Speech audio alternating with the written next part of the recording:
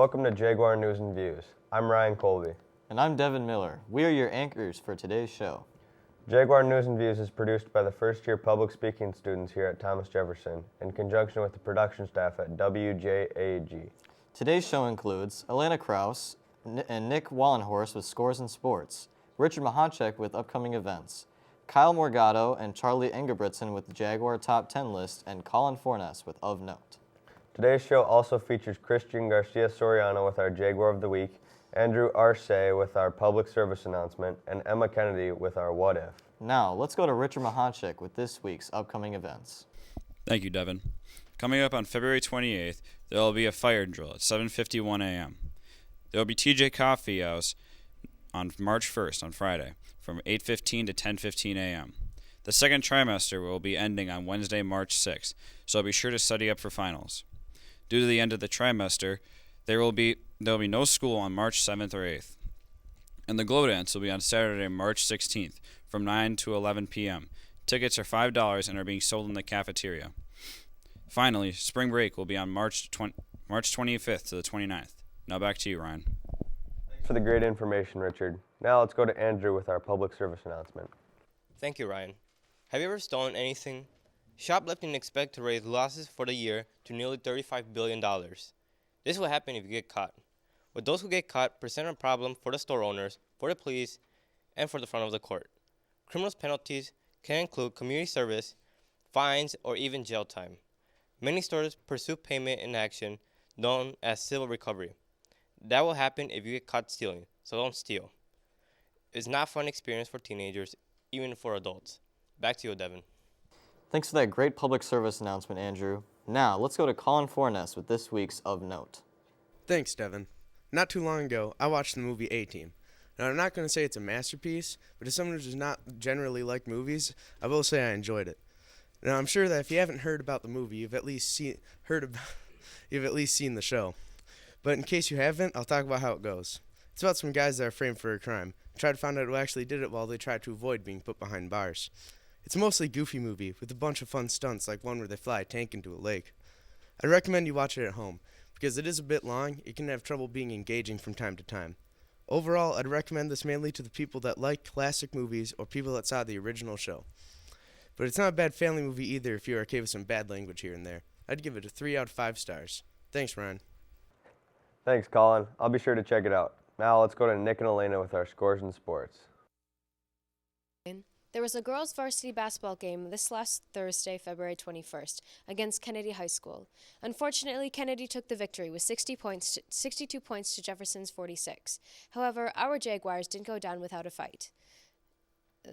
The two of the highest scoring Jaguars at the game were freshman Emily Roach, scoring 11 points, followed by senior Samantha Sonneborg with a total of 8 points. Better luck on your upcoming game this Thursday. This Saturday, the 23rd, the girls of the Jefferson speech team claimed some impressive numbers. In honor finals, Amelia Miller placed first in impromptu and fifth in prose. Bella Fawn placed third in impromptu. Abigail Larson placed fourth in oratory, and Claire Miller placed seventh in humor. In merit, Amelia Miller and Willa Countryman placed fifth and sixth in oratory. When asked about how she felt about being part of the speech team, Ella Jones said, "Being on the speech team is a great opportunity. I get to spend my weekends in a pantsuit while talking about my favorite topics. Keep up the great work, ladies." Jefferson Show Choirs also left their mark this weekend in their last Minnesota meet before they will attend the Heart of America competition in Kansas City in March. On Saturday, Jefferson Connection made it to finals and placed sixth, and the Jefferson Jive placed second in their division. Have a great time in Kansas, everyone. Now to you, Nick. Thanks, Elena. It's been a great week for boys sports here at Jefferson. On Thursday, we saw Jefferson pull off a classic win in a basketball beatdown battle against Kennedy. Things were looking pretty rough in the last quarter, with star player Isaiah Watts taking on a pretty bad fall. However, we turned it around with a satisfying 58-52 win, with Isaiah Watts scoring the last shot. In boys hockey, Jefferson played the last game of the season on Thursday, with an unfortunate loss to Egan 2-6. On Friday, this boys swim team swam exceptionally well. All in all, Preston Lee, Alex Johnson, Carlos Ander, and John Halaska placed 6th in the 400 relay, John also getting 1st in the 100 relay. Aiden Shermick, Owen Larson, Zachary Boldnow, and JT Showquest placed 7th in the 200-yard free relay, and Wjag's junior diver Sam Wallace was titled the 2019 MSHSL Boys Section 2AA Diving Champion. Way to go, Sam. When asked about why he does the swim team captain John Halaska responded with, "Because I like the grind, and then the payout at the end of the season, along with being with the guys on the swim team." That's it from Activities and Athletics. Back to you, Devin. Thanks, guys, and good job, Jaguars. Now, let's go to Emma Kennedy with this week's editorial on why homework should be banned.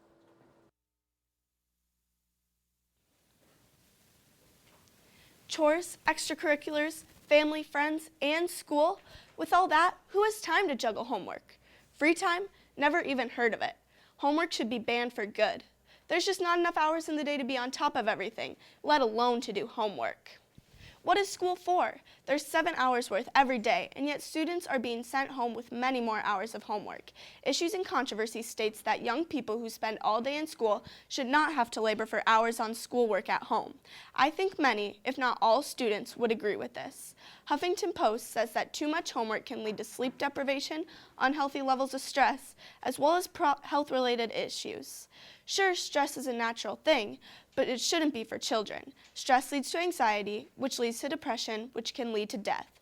Homework is killing kids. Homework is a crime. No child should have to suffer for hours on end at school and then again at home. Isn't it enough that we spend hours every day learning stuff that we might never need to know again? We need time to do what we love. Stop stressing kids out. Thanks, Emma. Now let's go to Kyle and Charlie with our top 10 list. Thanks, Ryan. Now it's time for the top 10 places to go during spring break. Number 10, California. 9, Florida. 8, Spain. 7, Italy. A beautiful country with lots of tourist spots to go to. 6, Jamaica. Now over to Charlie for the other 5. Thanks, Kyle. Now I'll finish our top 5 places you should go for spring break. Number 5 is Puerto Rico. Number 4 is Cancun, Mexico. Number 3 is the Bahamas for its white sandy beaches and beautiful blue oceans. Number 2 is Ibiza. And our number 1 place that you should go for spring break is, of course, Hawaii. Thank you, and back to you, Devin. Thanks, Kyle and Charlie. Maybe over spring break we can all visit one of those beautiful places. Now, let's go to Christian Garcia Soriano with this week's Jaguar of the Week. Thank you, Devin. Now, our Jaguar of the Week is Jasmine Tapia Garcia, who is a very good student, funny, wise, amazing, and can make anyone's day. She has a GPA of 3.5, and she works at a daycare where she takes care of little kids. Jasmine also plays guitar and practices merengue, zapateado, and cumbia. These are all forms of dances to party to. She says, "Our school is great as long as you find the right people to hang out with." One of her greatest accomplishments is that she is going to graduate on time. Jasmine is very enthusiastic and is always positive, and this is why she is our Jaguar of the Week. Thank you. Now over to you, Ryan. Thanks, Christian. She sounds like an outstanding person. Now, let's go to Emma with our What If. Thanks, Ryan. What if everyone voted? I mean, everyone. Ages 0 to 100. If babies voted, their vote would be based upon whichever candidate they drooled on first.